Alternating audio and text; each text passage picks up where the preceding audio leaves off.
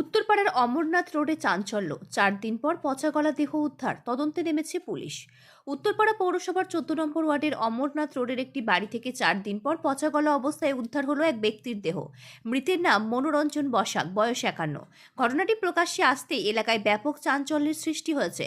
Police সূত্রে জানা গিয়েছে, রবিবার মৃতের মা তাকে খাবার দিয়েছিলেন বলে দাবি করেছেন। এরপর থেকেই তাকে আর দেখা যায়নি বলে জানা গেলেও কেন ঘরে পচা গলা দেহ পড়ে থাকলেও পরিবারের অন্য সদস্যরা, বিশেষ করে একই বাড়িতে থাকা মা ও বোন কিছুই টের পেলেন না বা জানাজানি, সেই প্রশ্নই এখন তদন্তের কেন্দ্রে।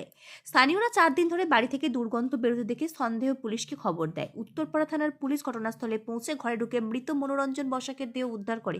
দেহটি ইতিমধ্যেই অত্যন্ত পচন ধরায় প্রাথমিকভাবে মৃত্যুর কারণ স্পষ্ট নয়। পুলিশ দেহটি ময়নাতদন্তে পাঠিয়েছে।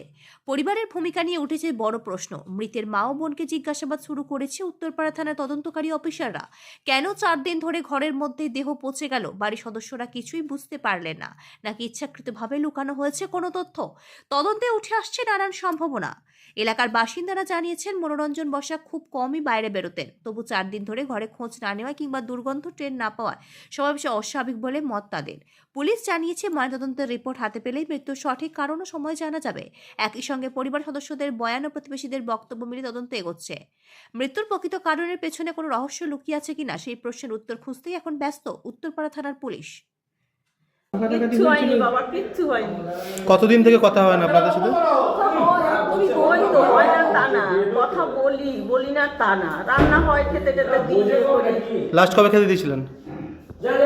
শনিবার রবিবারে রোববার থেকে বৃহস্পতিবার হয়ে গেল, তার মধ্যে কোনো ও মাঝে মাঝে এরকম করে তো।